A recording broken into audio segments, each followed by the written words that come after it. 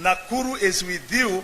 Today, if I may say it, and I am sure I stand to be corrected, Nakuru is today 70%. I'm happy, Honorable Kuna. I'm happy, my governor. You people are hearing, and you know what kind of work we have done there. The job is done. Kiambu, Muranga, Nyeri, Kirinyaga, Meru, Ebu, Barakanidi, Menyerera ya Dwaito, Todu Moko Enerio na Shamosio, Moko Enerio na Idia Metameta, Moshieta Habu, Noni Mokaria Hede Momakuraha. Menyerera yura president witorato ira. Atete kweda kaiwa mukirega, todwa mwedira mukirega. May God bless all of you. Thank you. Thank you. Let's give a clap to Mheshimiwa Jenga Mungai. Bwana Pius, tafadhali.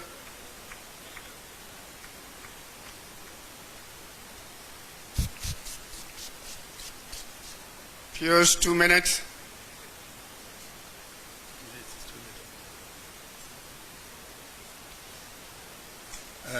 Right Honorable Raila Odinga, governors, CSCs that were here, PSCs, MCAs, all protocols observed. If you allow me, a lot has been said, and we all know that Baba is here because we do feel that he's a friend that we can trust.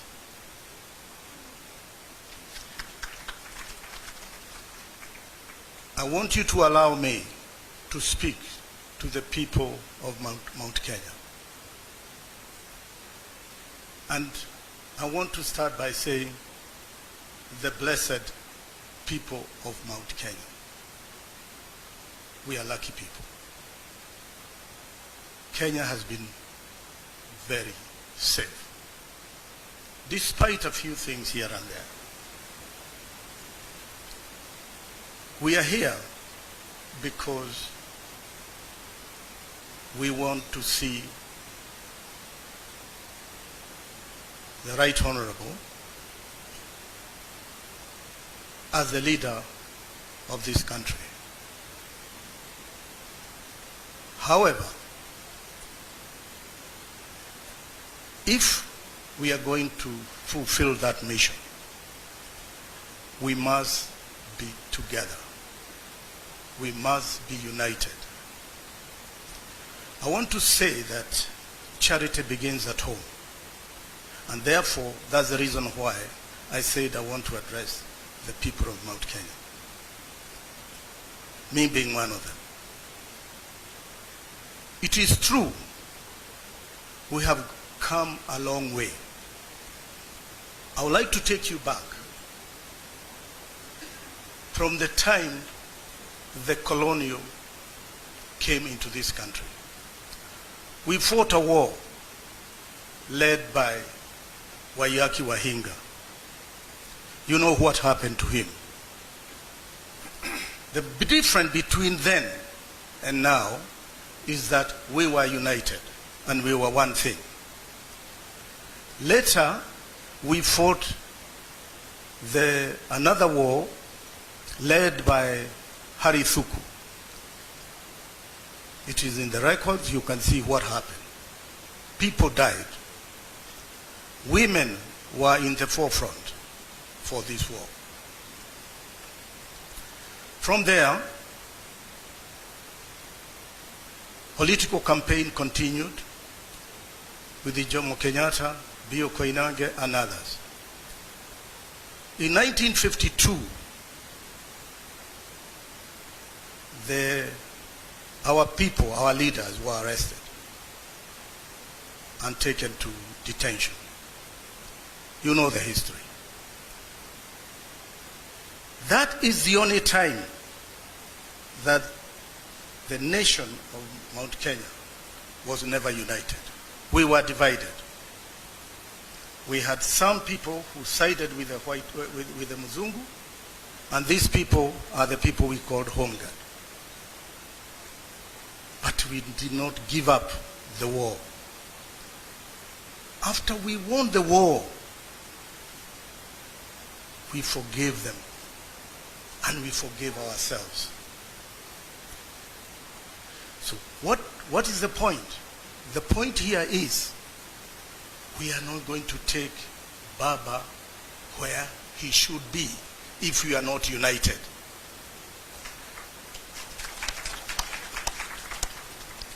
It's shameful to allow yourself to be divided. Why would you allow yourself to be divided? A family is a family. And if you go outside that family, you are cast. Today, we have got some people who have different thoughts. I want us to embrace them, to tell them, to show them the right direction. We are not going to fight about it because that is not why we are here. We are here because we want to bring unity.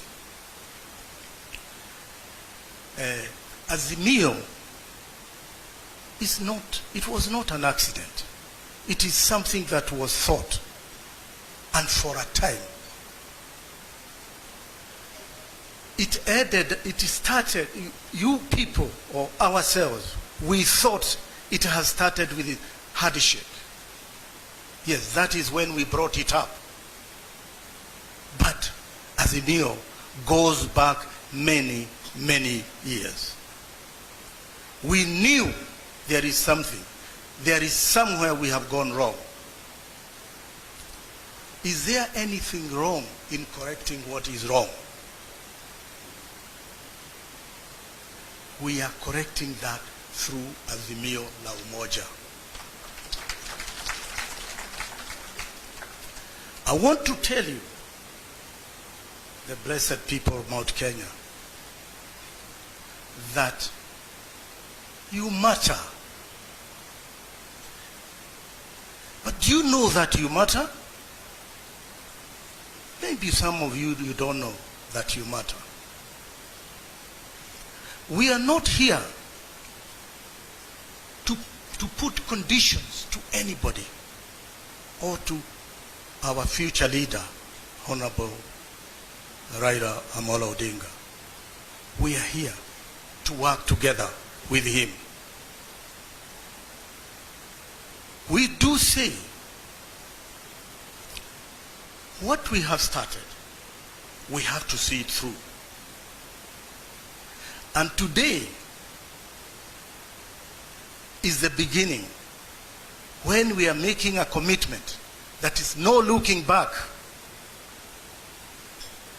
If you have to sell your cow for us to get where we want, you sell it. Me, I'll sell my rabbits because I raise rabbits. I want to say this, the people of Mount Kenya. Let's not gamble. This is no time for gambling. We make decisions, and we have made decisions.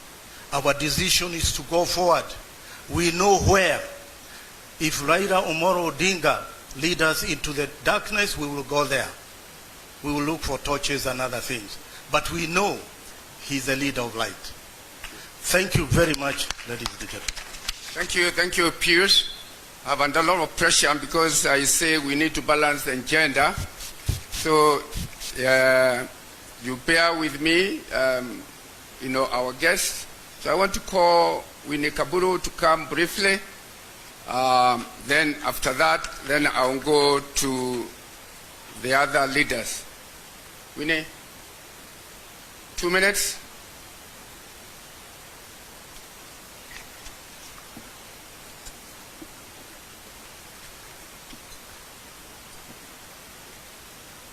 Habari yenu, habari kila mtu.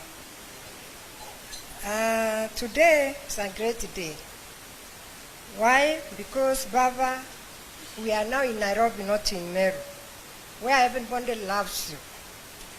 Now, I am going to say that you are a leader who has been a leader for long, who is loved by everybody.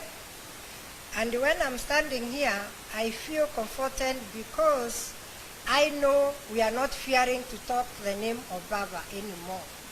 Us who are in NASA, we were so scared when we were going around talking about Baba, asking for votes for NASA because we were looking like outsiders, like outcasts. But look at this. This is wonderful. This is great. Women of Kenya are not scared of talking about Baba. How many women here, how many mothers here are happy that Baba is with us and we are supporting him all the way? Can we give him drink?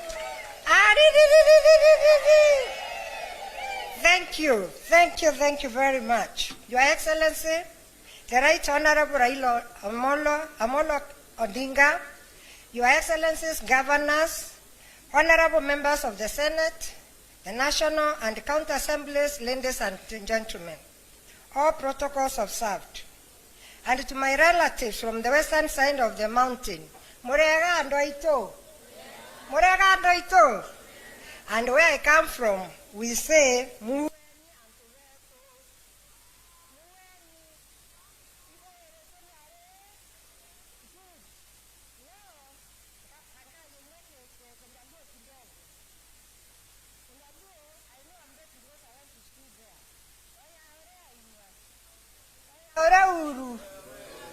Thank you. My name is Wine Kavuru, Kenya. I was born in the eastern side of the mountain and exported to the western side of the mountain. Where I come from, we are sport with ladies. So I am a daughter of both worlds and also the adopted daughter of the Nyansa because that's where I got my education. I was born to a man who loved women as daughters, as wives. Though he is deceased, he gave me an education, and I'm proud of that. Baba, let me start by congratulating you for not only climbing the mountain, but going around it and enduring yourself to the mountain people. We women of the mountain, our mountain region, join the many other lobby groups, all rooting for Ushindi wa Baba. In return, we expect the following, Baba. We humbly ask you to listen to the women of Kenya. We have been downtrodden for so long. Our president has helped us. He has given so many positions for women, but we still feel we are safe in your hands, Baba. Women of Kenya have suffered, but when we see the way you treat your queen, Mama Haida, we feel that you love women. How many of these men here can just say what Baba says to his queen? Honey, I love you. In front of the camera, in front of the whole world. That is what Baba considers for women. He loves us, and for that, we are happy that we are safe in his hands. I know I don't have a lot of time to talk, but I will just have to say a few things because I had written my speech, but I can see the lady and the gentleman want me to finish. I will talk about agriculture, because agriculture, where I come from, is the most important thing. We are the ones who grow the coffee. I can see our minister here, who is doing very well for the coffee and the tea industry. We would like Baba to look at that industry and make sure that whatever it has been started continues when you become the president. Secondly, is the issue of positions in the government and in politics as well. When you look at our region, Mount Kenya, we are well educated. But when it comes to politics, we are kind of left out because either of culture or something else. Baba, please, when you come, remember us so that we have also positions both politically and even in your government. Thirdly, Father, Baba, I would like to say something about peace and security for women. When there is war or when people are fighting, it's the women who suffer most. And we don't want to suffer. From the time you had the handshake with our president, You made sure that there is no fighting, there is no sitting on the streets, there are no railways which are being pulled out, and we are so happy about that. So we know we are safe with you. Thankfully, Father, our Baba is all the same. Thank you. We would Thank like you, to Winnie. say something more. Right. Lastly, may I just say this, please? We are having the issue of youth, mental problems, a lot of fightings because of poverty from the area I come from. If I don't talk about what we produce where I come from, the Mira. Thank you, where Winnie. people are so We happy will about take you, your, then your. I will not be talking. Yeah, You let's know clap how much for Winnie. The people like you are in Meru, Your especially in speech. Lare. So remember the Mira and you get us market for it. Thank you very much. I'll give you my speech. Right, give it to us. We'll make sure that it gets to Baba. It's also be within the Mount Kenya Foundation, list of things that we need to hand over. Thank you. At this juncture, I want to invite the leader of the majority in the House to come and introduce the members of Parliament who are here and, give apologies of the ones who are not here, and then be able, to progress. You please bear with me on protocol issues.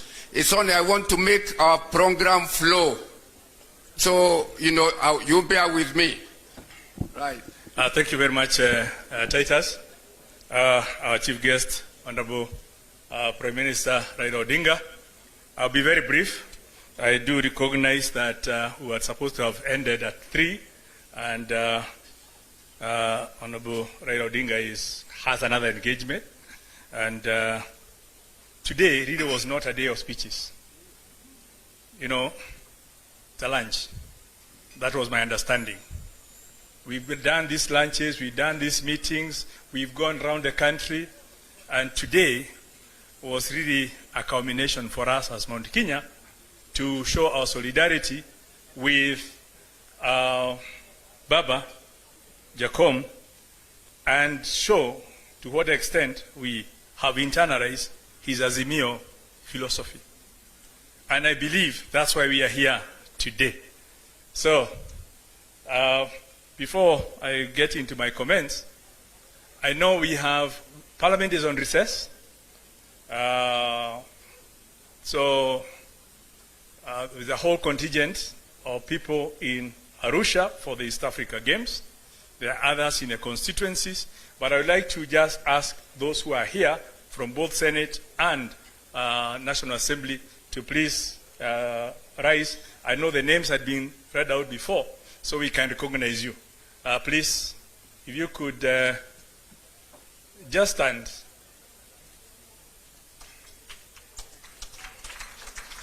I can see some assisting. Yeah? Yeah? Yeah.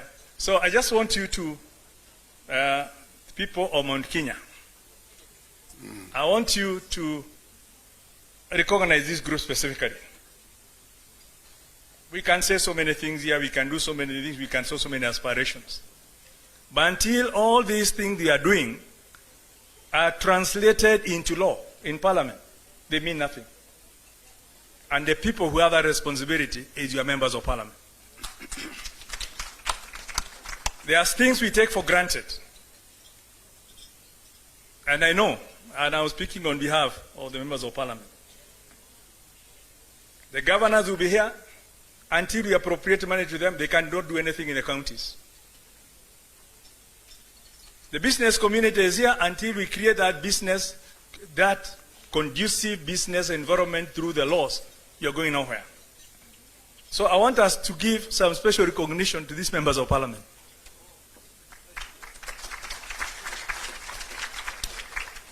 As we are speaking today, there are some critical bills we have in Parliament, and I was just talking to my colleague in Senate, the Honorable Rengo. These members of Parliament would have to sacrifice their holidays to come back to Parliament to pass some laws to facilitate some of the things we are aspiring here to do. So, talk to your member of Parliament nicely. Honorable Junet, is that true? talk to your member of parliament in whichever constituency you come from, so that when we can call them to come for a special sitting, let them be there so that we can fast track some of the laws that we need to push some of this agenda we have here and others forward. And I think that's why my special appeal to you is that. Be that as it may, I think Mount Kenya, for once, we don't have a candidate from Mount Kenya. We are hardworking people. We are agrarian. We are business people. We need our interests taken care of.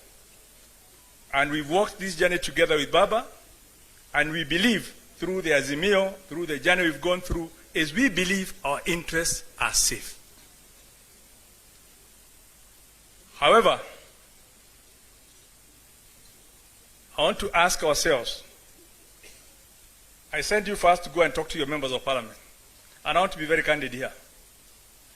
As a people of Mount Kenya, your interests will not be safeguarded by Baba alone. He will have many competing interests to safeguard and to talk about. Your interests will be safeguarded by the voice, by the command you have in both the National Assembly and in the Senate. I'm talking about this from my own experience, from what we go through with Honorable Junet, what we go through with Honorable Orengo, as we are trying to marshal people together to support the government. So I want to appeal to you that let's unite together. I know we have so many parties. I know we'll be split. I know we have so many independents. But let's have our voting bloc together so that as we go to parliament, we can have a solid bloc of voters from Mount Kenya that we can then say we will support the agenda of Baba together, and we will also protect the interests of Mount Kenya together. If we don't do that, we'll be back to where we've been in the past. And I don't want to go there. So Baba, I want to congratulate you. When you started this journey, many people expected that you'll be asking His Excellency the President to take you to Mount Kenya, to introduce you to the people of Mount Kenya. You told the people, I have friends in Mount Kenya, I'll go to Mount Kenya on my own. You've gone to Mount Kenya, you've been welcomed, you've scaled the mountain, you've gone around the mountain, and you have made even many more friends in the limited time that you've gone there. So let those who thought you're going to be escorted so that they could say your project, now know you managed it on your own. And you have won many, many friends. And we shall be there with you.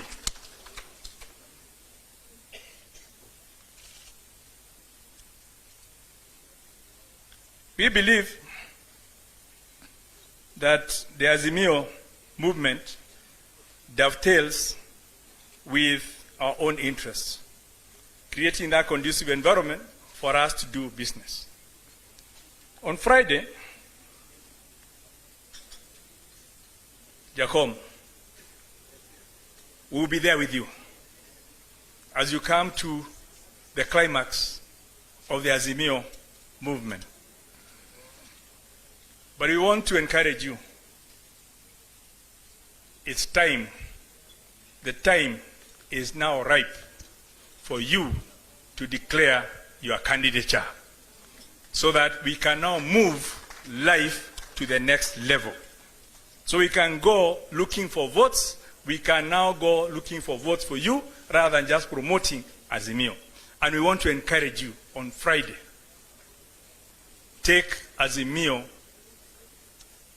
movement to the next level, and we will let all those who will be there support you so that we can now have, come end of Friday, we will have a candidate, a presidential candidate, not just the promoter of the Azimio foundation. So that all these memoranda that we are giving you, we will now be giving you as a presidential candidate. And I think that is what we will be asking. We will support you from Parliament. We will support you in the grassroots as we move forward in that direction. Because we believe we will be safe in your hands. My colleagues, I know some of you are scheduled to talk, but because of the time, I believe it has had to be reorganized. I look forward to seeing you on the 21st and the 22nd so that we can pass some very critical bills that will be part of moving this forward. Thank you. Did I say more? Thank you. Tuhamwe. Netorai gwithania. Netorai gwithania. Pea guthijwo ndio nogioka hiyo. No matukorwo twi hamwe mweri 21 na mweri 22 tunyitane tuhote kwetukia mawatho turenda ni undu wa gutwarithia wira uyu na mbere. Kaya murathime. God bless you. Thank you very much, Mheshimiwa Party, leader of the majority in the National Assembly. At this juncture, I want to call the executive. The executive is more structured.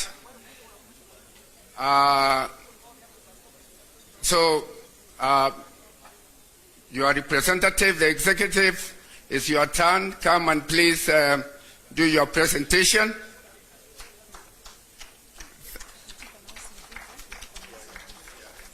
And here we still have the car keys for somebody who has not collected. Please do remember, check whether you have misplaced your keys, and we'll be able to pick them from here. Thank you. Thank you, Waziri.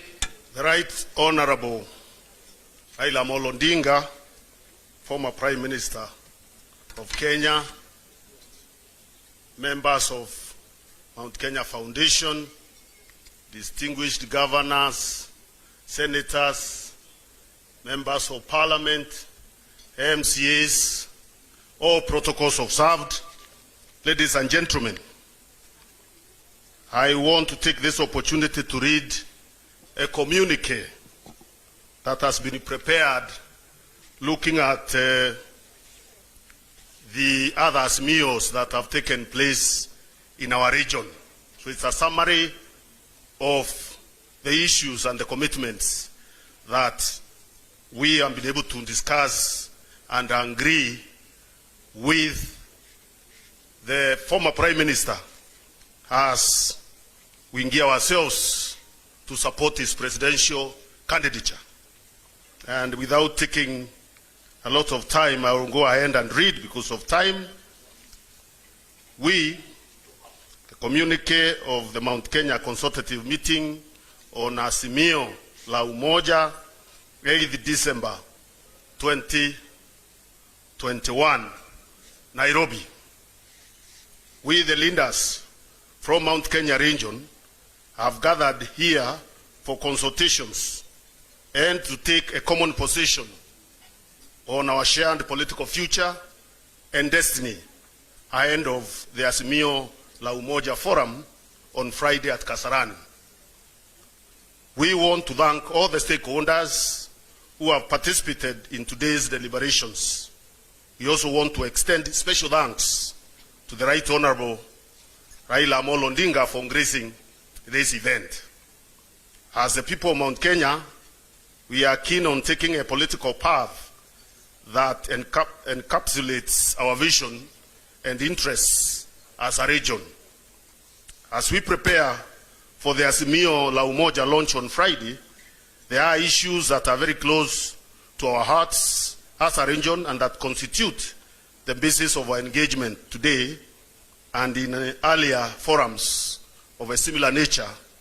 These issues are: 1, peace, unity and stability. As a region, our people have faced the dark side of politically instigated and election-related violence. Our people have been killed, hounded, persecuted, displaced, evicted, and our property destroyed. When Kenya burns, it is our people who bear the greatest brunt of the consequences. The President has shown the way in his commitment to unity, stability, and relentless pursuit of peace. We celebrate the prevailing period of unity, peace, and stability that has seen accelerated growth and sustained development in our region since the March 2018 handshake between you, the former Prime Minister, and His Excellency the President of Kenya, Uhuru Kenyatta.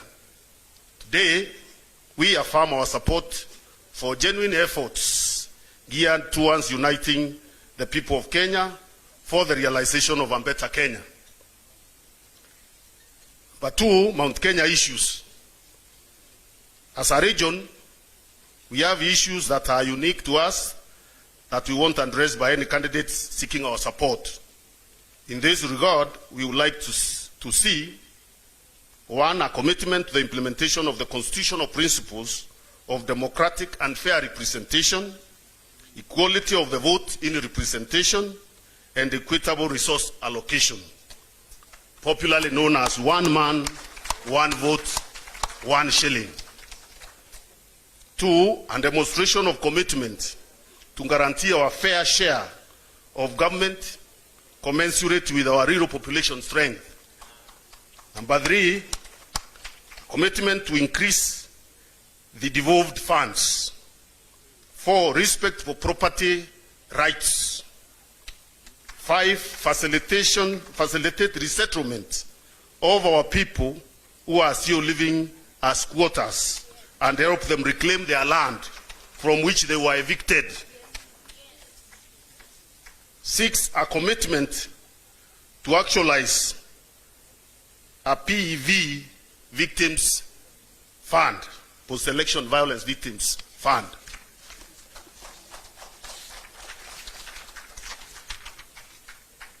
A commitment to support and invest in agricultural productivity, particularly regarding tea, coffee, miraa, milk, and other crops that are grown in the Mount Kenya region and of course the rest of the country. A commitment to address the youth unemployment crisis in the country. A commitment to address discrimination against the employment of our people from our region, particularly in the public service. A need to respect devolution and adhere to the allocation formula provided by the Constitution. A commitment to complete ongoing infrastructure projects and set the country on the path of industrialization. A commitment to eliminate or tackle, if you like, alcoholism and drug abuse in the country. A commitment to support the family institution, which is currently facing existential threats. And finally, a commitment to bring intergenerational harmony instead of pitting the young against the old. On the economy, we want to say as follows. Contrary to what some people believe, our people care more about the economy than politics. However, we see politics as an opportunity to address our economic issues. We have also witnessed what corruption can do to an economy and cannot imagine a Kenya where looters are in charge.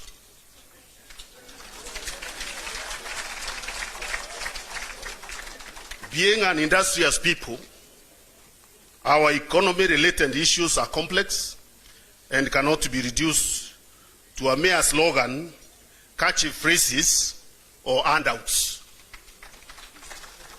Our region requires a coherent and a comprehensive plan to recast and address our development and economic needs. President Uhuru Kenyatta has laid a foundation for an economic takeoff through massive investments in infrastructure, roads, ports, dams, electricity connections, Stendia, etc., as well as in social and human development. We now need a leadership that will seek to build on this legacy and without subjecting our country to reckless, untested experiments that are deceptively attractive but inherently divisive.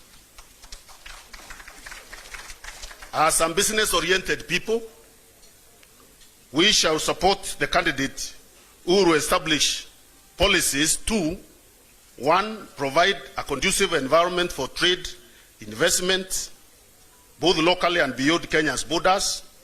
2, fix the issues touching on critical subsectors in our region, including and not limited to coffee, tea, rice, miraa, pyrethrum, potatoes, cotton, horticulture, poultry, and milk. 3, strengthen and protect the mining and manufacturing sectors. 4, expand the ICT sector. 5, reduce cost of credit for small businesses, who include our farmers, market traders, bonda operators, juakali workers, matatu operators, cart pullers, hawkers, food businesses, and others. 6, enhance international relations that open opportunities for our people. Cognizant of this, we are at a juncture where we have to make a decision on our political future. In making this choice, we have to follow a path that takes us forward towards the future we yearn for. To this end, we resolve as follows: that as a region, we fully support the Azimio la Umoja quest for a united front to address key issues affecting our region and the country. That the vision, values, and principles articulated through Azimio la Umoja best represents the Kenya we want to see. That we recognize Azimio la Umoja as an articulation of the future we desire as a region, as it guarantees peace and safety of our people, property, business, and land. That Azimio la Umoja guarantees the continuity of the legacy and the projects implemented by President Uhuru Kenyatta. That through Azimio la Umoja, Honorable Raila Odinga has demonstrated a willingness to address the interests of our region, secure Kenya's peace and economy, and safeguard public resources from plunder. That the people of Mount Kenya have no confidence in sweet-talking people who want to take advantage of our problems and use them as fodder for electioneering without offering concrete solutions. That we have no confidence and reject people who proclaim themselves to be our leaders without consulting us, and who want to impose leaders on us just like the colonialists did, just like colonialists once did. That we do not feel safe in the hands of individuals with a history of looting public coffers, land grabbing, and perpetuating the displacement of our people. That we will form a technical team to negotiate on the above issues and work with the Right Honorable Raila Odinga to realize our collective dreams as a region and as a country. Consequently, we commit to work with the Right Honorable Raila Odinga to build on President Kenyatta's legacy and make Kenya a great country that every Kenyan is proud to call home. tuko sawa na Azimio, pamoja na Azimio. Asanteni sana. Let's give a clap. Wangapi wanasema tumekubaliana hiyo sote hapa? Nione kwa mikono, kwa mikono, kwa mikono. Asanteni sana. We don't even need to make more speeches. Is that correct? That speaks for all of us. And we want to thank the executive for coming with that comprehensive communique on our behalf. Thank you very much. But now before we invite our chief guest to say, give a few remarks, I want to break a bit of protocol. I want to invite the governor of Mombasa, who is with us, to come and say Jambo 001. Let's give him a clap. Asante 001. His Excellency, the the governor of Mombasa, none other but Bwana Joho. Karibu sana. Asante. Kwanza, Your Excellency, Chairman, distinguished ladies and gentlemen, mambo, mukopoa. First of all, I want to thank you, Chairman, for kunihurumia. You know, initially me and my team had planned many buses, but the number that you had allocated to me, 5,000, it's kind of reduced from the target we had wanted earlier. Kwa hivyo asante. Pili, nataka kuambia ndugu zangu ya Mount Kenya, sisi Waswahili tunasema ukweli mara mingi. Na nataka niwaambie mafunzo ya dunia yametufunza mtu ambaye haishimu viongozi wenu, usiwe na ndoto ataweza kukuheshimu wewe. Mtu ambaye haishimu mafanikio yako, usiwe na ndoto atafurahikia mafanikio yako. Ndio maana mimi niko na furaha kwamba my party leader Baba, when he came to you, hakuja kuzungumza na nyinyi kama watu wa kawaida. And basically that's what he is. Amekuja kutafuta ushirikiano, partnership with the people of the Mount Kenya. Na mimi nataka niwaambie, I have been sitting here consulting with my brother Junet. You know, Junet was #1 defender of BBI. And many of you probably have not thought into detail what BBI meant for you. I don't think you took time and really go through in the detail as to what BBI would have meant for you. But mimi nataka kuambia, I believe that all is not lost. All is not lost kwa sababu I see now some direction that is more clearer than before. Now let me tell you, if you want a united country, then Raila Odinga is your man. If you believe in cohesion and coexistence, then Raila Odinga is your man. If you believe in shared prosperity, then there sits your man. And if you believe in peace, unity, and tranquility, then this is the route to go. Mimi nawaambia, sisi tulisema, we're the first ones to say, vile inchi naenda. And we stood our ground. And there will come a time, mimi mwenyewe, I'm sorry, I'll take one more minute. There will come a time that I will tell a very candid story that probably Baba will never be able to tell you.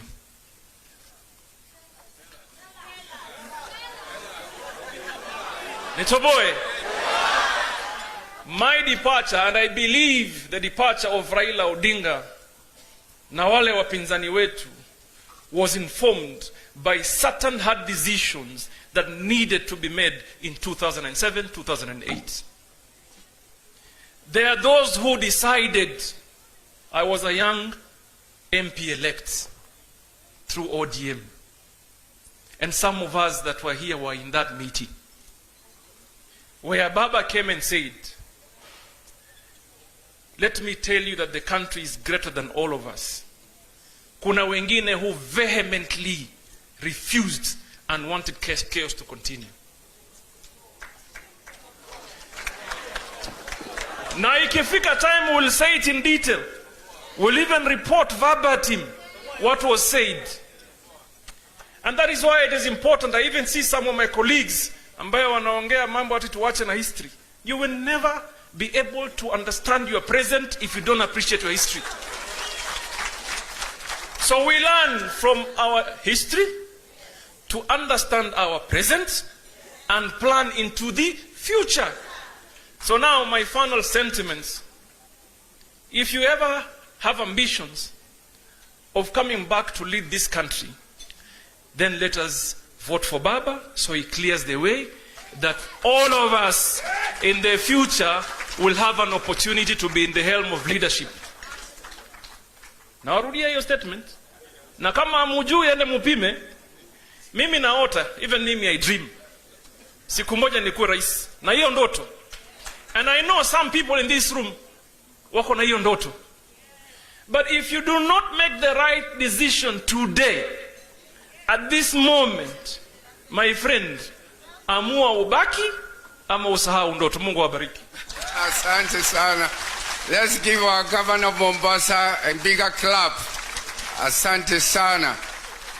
At this juncture, I want to invite the chairman of Council of Governors within the region of the Gema Nation, His Excellency Francis Kimemia, who will invite the chairman of the Council of Governors and then invite our chief guest. Thank you. Karibu Governor.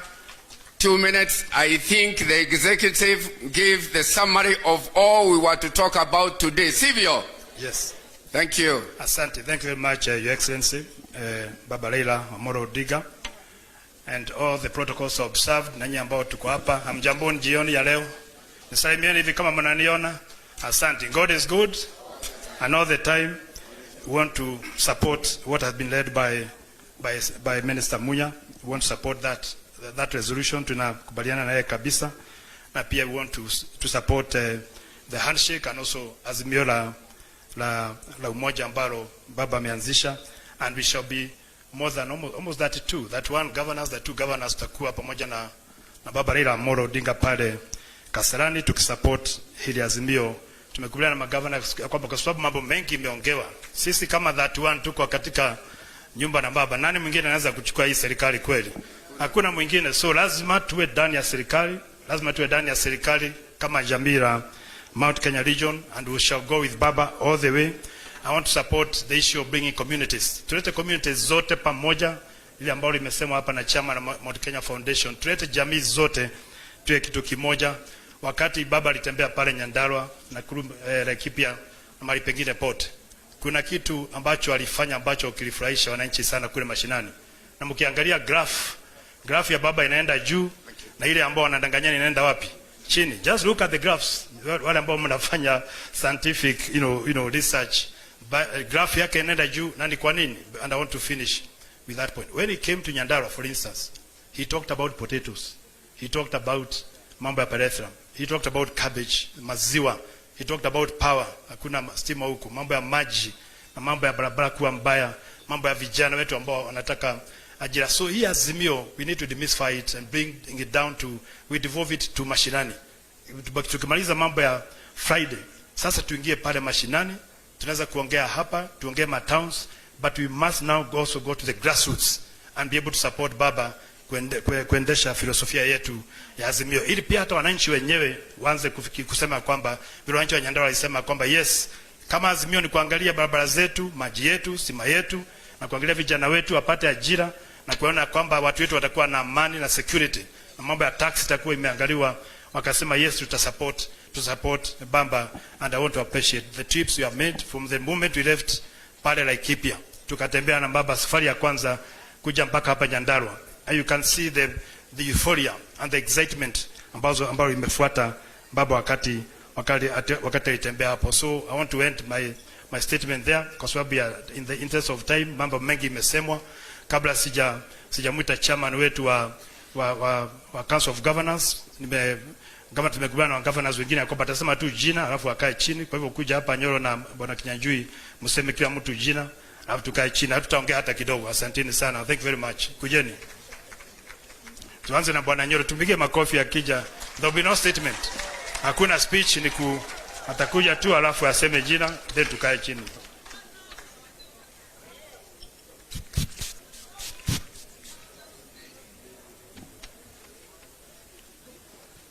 Hamjambo.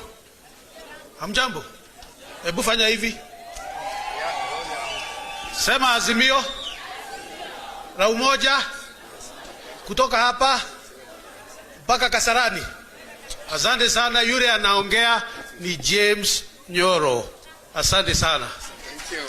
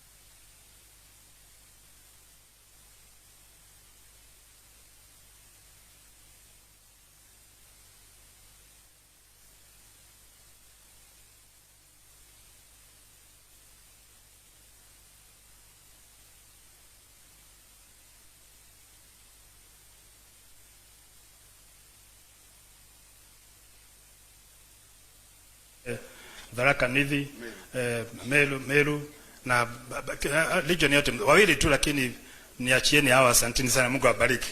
Thank you very much. Before I call the chair of the Council of Governors to invite our chief guest, I want to ask the chairman of Mount Kenya Foundation, C.S. Munya, and the, I think, okay. First of all, let's adopt the communique which was read by C.S. Munya as adopted or resolved in this congregation. Do we adopt it? Yes. Can I hear it unanimously? Yes. So let me have the chairman of Mount Kenya Foundation, the chair of the executive committee, and the leader of the majority in Parliament to sign this communique on our behalf so that it becomes formal. Karibuni.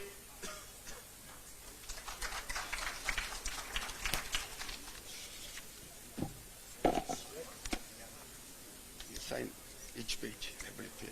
Yeah, every page, yeah, so that nobody can. That makes it a document of the people of Mount Kenya. And this is a covenant that we are going to enter with the leader of Azimio la Umoja on Friday. All right. Gender, let's have who? Sabina to come forward and decide. Sabina, the chairman of Council of Governors to sign.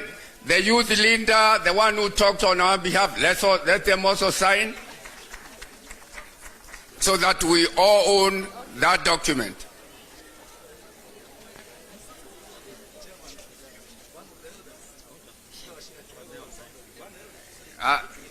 I'm told one of the Council of Elders, yes, please, Washida Kiago, come and sign also. Washida Kiago or Amikago or Waiduma, where is he? Come.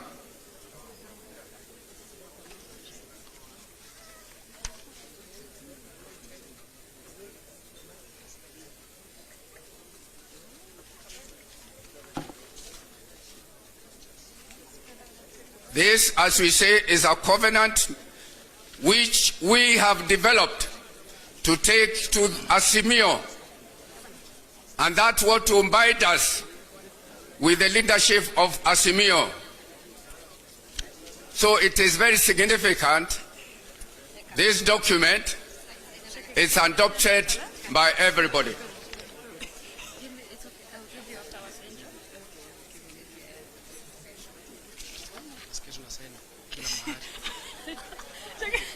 It's okay. No, let him also sign. Yeah. And then after everybody has signed, we want somebody to take to our bishop, Imadio, to sign as the chair of the Hungama Nation.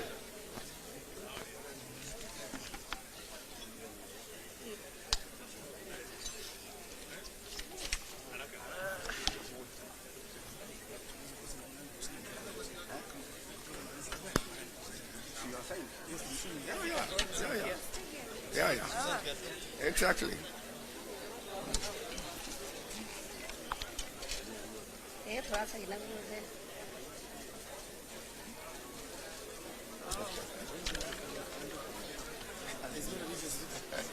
Yes.